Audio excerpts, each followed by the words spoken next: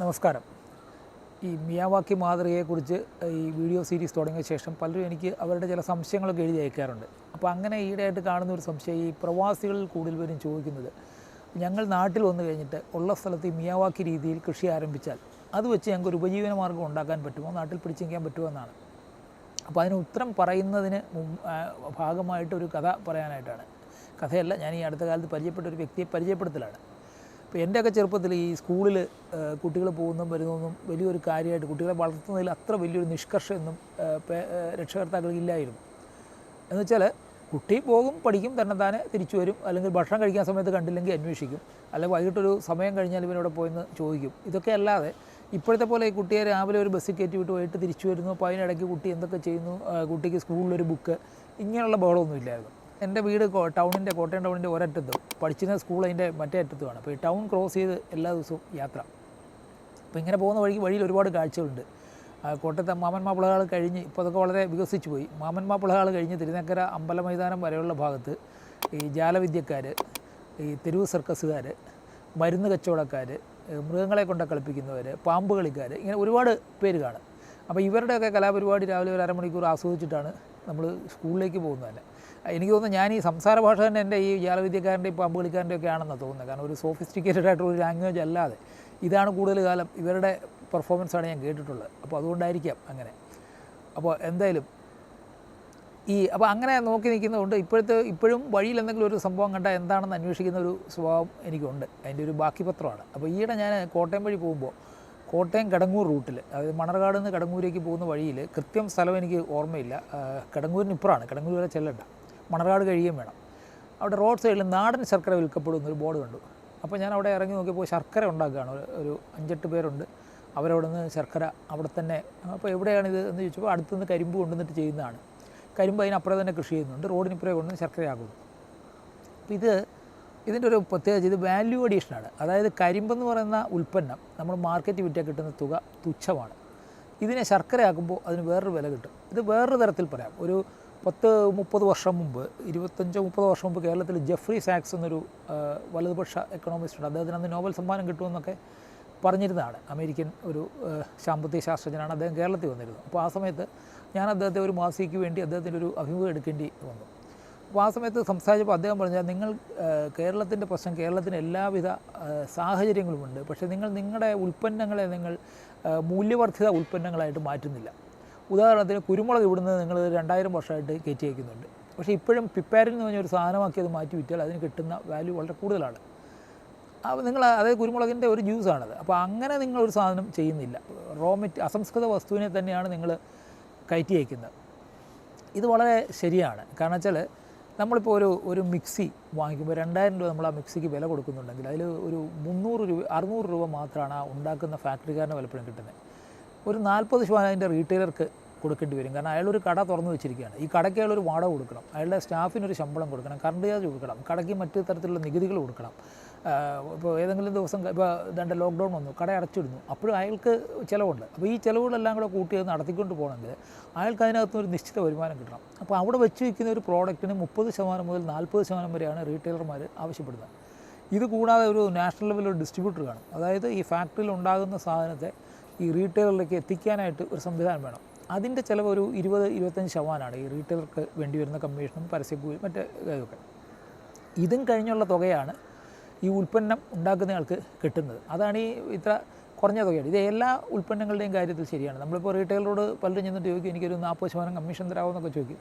അവർ പറയും ഞങ്ങൾക്ക് 10% കിട്ടുന്നതെന്ന് പറയും. പക്ഷേ അവർക്ക് പിടിച്ച് നിൽക്കണമെങ്കിൽ 40% എങ്കിലും കമ്മീഷൻ കിട്ടിയേ പല ഉൽപ്പന്നങ്ങളുടെയും കാര്യത്തിൽ നടക്കുകയുള്ളൂ. അപ്പോൾ ഈ 30% ഇതിൻ്റെ ഉൽപ്പന്നം ഉണ്ടാക്കുന്ന ആളിന് കിട്ടുന്നതെങ്കിൽ അതിൻ്റെ അസംസ്കൃത വസ്തു ഉണ്ടാക്കുന്ന ആൾക്ക് എത്ര ശതമാനം കിട്ടും? അതുകൊണ്ടാണ് നമ്മൾ തക്കാളിക്ക് 25 പൈസയ്ക്കോ 75 പൈസയ്ക്കൊക്കെ ഊട്ടിയിലെ കർഷകൻ വിൽക്കേണ്ടി വരുന്നത്. പക്ഷേ ടൊമാറ്റോ കെച്ചപ്പ് നമ്മൾ മേടിക്കുന്നത് 100 രൂപയ്ക്കായിരിക്കും, അല്ലെങ്കിൽ 150 രൂപയ്ക്കായിരിക്കും. അപ്പോൾ ഈ വാല്യൂ കൂടുന്നത് എവിടെയാണ്? ഈ ടൊമാറ്റോയിൽ നിന്ന് അത് കെച്ചപ്പായിട്ട് മാറുന്നിടത്താണ് അതിൻ്റെ വാല്യൂ കൂടുന്നത്.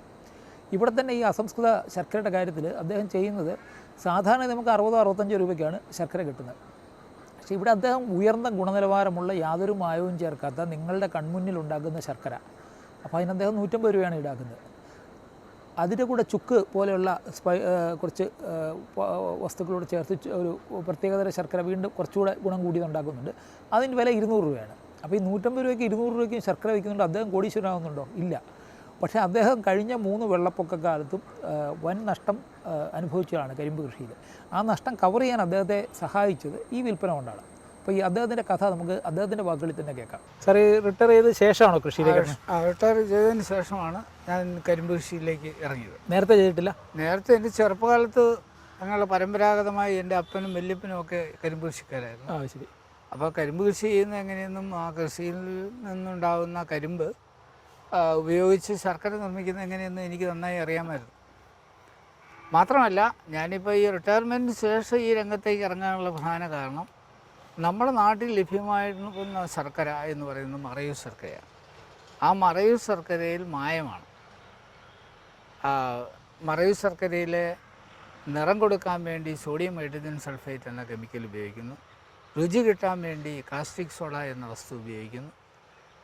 ഇങ്ങനെ അത് കൂടാതെ കൂടുതൽ ലാഭം കിട്ടാൻ വേണ്ടി പഞ്ചസാര ആഡ് ചെയ്യുന്നു. ഇങ്ങനെയുള്ള സാർവത്രികമായ മായം ചേർക്കൽ മറയൂർ ശർക്കര നിർമ്മാണ രംഗത്ത് നടന്നുകൊണ്ടിരിക്കുകയാണ്. ഇതിന് ഒരു പരിധി വരെ ഒരു അറുതി വരുത്തുന്നതിന് ഒരു എളിയ ശ്രമമാണ് ഞാൻ നടത്തിയത്. ശുദ്ധമായ ശർക്കര ജനങ്ങളിലെത്തിക്കുക, അതാണ് എൻ്റെ ലക്ഷ്യം. സാർ, ഇപ്പോൾ ഇവിടെ എത്ര ഏക്കറിൽ കരിമ്പ് കൃഷി? ഞാൻ 24 ഏക്കർ കരിമ്പ് കൃഷി ഇപ്പോൾ ചെയ്യുന്നുണ്ട്. ഞാൻ കരിമ്പ് കൃഷി തുടങ്ങിയിട്ട് കരിമ്പ് കൃഷിയും ശർക്കര നിർമ്മാണവും ആരംഭിച്ചിട്ട് 5 വർഷമായി. തുടക്കം മുതലേ ആളുകളെല്ലാം നമ്മളോട് സഹകരിക്കുന്നുണ്ട്. നമ്മൾ ഈ ഹൈവേ സൈഡിലാണ് ചെയ്യുന്നത്. ഈ ഹൈവേ സൈഡിൽ ചെയ്യുന്നതിൻ്റെ ഉദ്ദേശം എന്ന് വെച്ചാൽ ഇതിലെ കടന്നു പോകുന്ന എല്ലാ ആളുകൾക്കും നേരിട്ട് കാണാം, പരിശോധിക്കാം, ഞാൻ എന്തെങ്കിലും മായം ചേർക്കുന്നുണ്ടോ എന്ന ആളുകൾക്ക് നേരിട്ട് പരിശോധിക്കാം. ആ ഒരു സൗകര്യം ജനങ്ങൾക്ക് കൊടുത്തു. ഓപ്പൺ എയർ തിയേറ്റർ പോലെയാണ് നമ്മുടെ ശർക്കര നിർമ്മാണം. ആർക്കും കയറി പരിശോധിക്കുക, ഒരു പാസും വേണ്ട. ഞാൻ അങ്ങനെ വന്ന് പരിശോധിച്ചാണ്. അങ്ങനെ ശുദ്ധമായിട്ടാണോ അശുദ്ധമായിട്ടാണോ ശർക്കര നിർമ്മിക്കുന്നതെന്ന് ആൾക്ക് കണ്ടു ബോധ്യപ്പെട്ട് വാങ്ങാം. ശുദ്ധമായ ശർക്കര നല്ല രുചിയോടുകൂടി ഉണ്ടാക്കി കൊടുക്കുക.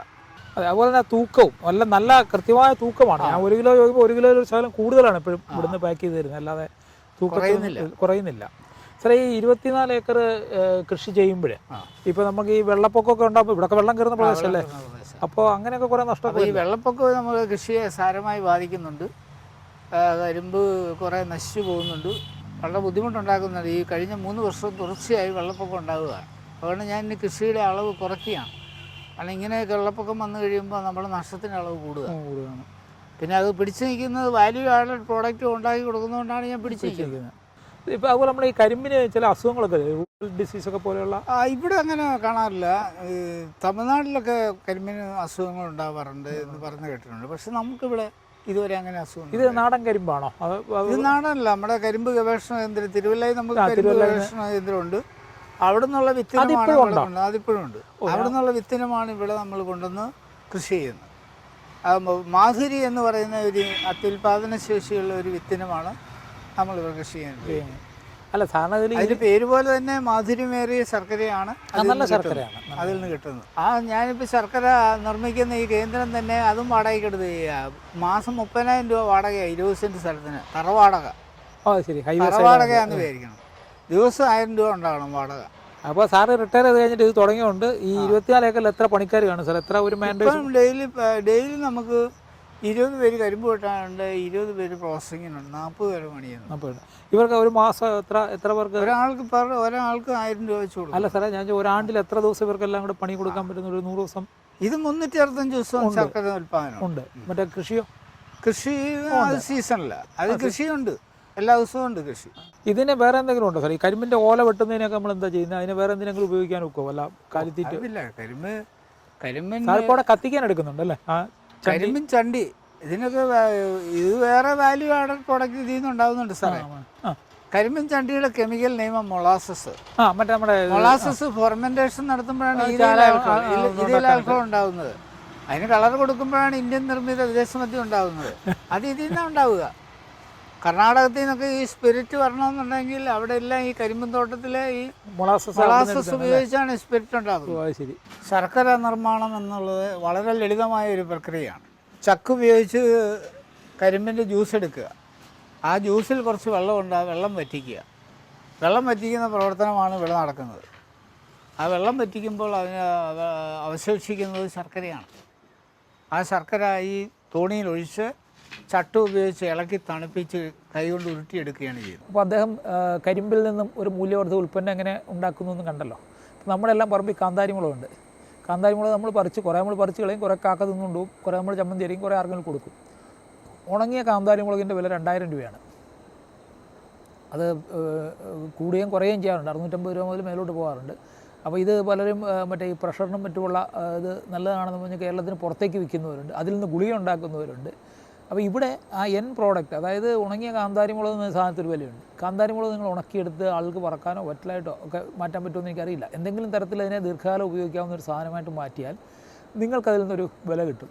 എന്ന് പറഞ്ഞാൽ നമ്മളൊരു മിയാവാക്കി ഫോറസ്റ്റ് വെച്ച് പിടിപ്പിച്ചുകൊണ്ട് മാത്രം കാര്യമല്ല. മിയാവാക്കി ഫോറസ്റ്റ് എന്ന് പറയുന്നത് നമുക്ക് വളരെ പെട്ടെന്ന് ചെടികൾ വളരുന്ന ഒരു സംവിധാനമാണ്. അപ്പോൾ സാധാരണ ഇതിൽ 7-8 വർഷം 10-15 വർഷം കൊണ്ട് വളരുന്ന വളർച്ച 2-3 വർഷം കൊണ്ട് നമുക്ക് ഉണ്ടാകുന്നു. അപ്പോൾ അതിൽ നിന്ന് വരുമാനം ഉണ്ടാകണമെങ്കിൽ ആ ഉൽപ്പന്നങ്ങളെ നിങ്ങൾ എങ്ങനെ ഉപയോഗിക്കുന്നു എന്നുള്ളതിനെ ആശ്രയിച്ചിരിക്കും. ഇപ്പോൾ ഈ പുളിഞ്ചി, ആനപ്പുളിഞ്ചി അല്ല, മറ്റേ ഇരുമ്പപ്പുളി എന്ന് പറയുന്ന സാധനം, അതിൻ്റെ ഓരോ സ്ഥലത്ത് ഓരോ പേരാണ്, എന്താണ് എനിക്ക് പേര് നിൽക്കില്ല, ഇപ്പോൾ ധാരാളമായിട്ട് ഉണ്ടാകുന്നുണ്ട്.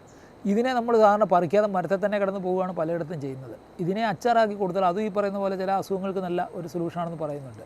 അതിനെ ഒരു അച്ചാറാക്കി കാന്താരിമുളകൊക്കെ ചേർത്ത് കൊടുക്കുകയാണെങ്കിൽ ഇനി ഇത് എവിടെ കൊണ്ട് കൊടുക്കുമെന്നുള്ളതാണ്. ഇപ്പോൾ ഞാൻ ഇവിടെ ഇങ്ങോട്ട് പോരുന്ന വഴിക്ക് ഒരാൾ അടുത്ത ഇടയ്ക്ക് അയാളുടെ വീടിൻ്റെ ഭാഗത്ത് തന്നെ 7-8 ബക്കറ്റുകളിൽ പലഹാരം ഉണ്ടാക്കി വെച്ച് വിൽക്കുന്നുണ്ട്. അപ്പോൾ അത് അവർ വീട്ടിൽ തന്നെ ഉണ്ടാക്കുന്നതാണ്. കാരണം വീട്ടിലുണ്ടാക്കുന്നതിനോട് നമുക്കൊരു പ്രത്യേകത, നമുക്കെല്ലാം അറിയാം, വീട്ടിലാരും മായം ചേർക്കാറില്ല. നമ്മുടെ എല്ലാം വീട്ടിൽ ഭക്ഷണം ചെയ്യുന്നുണ്ട്.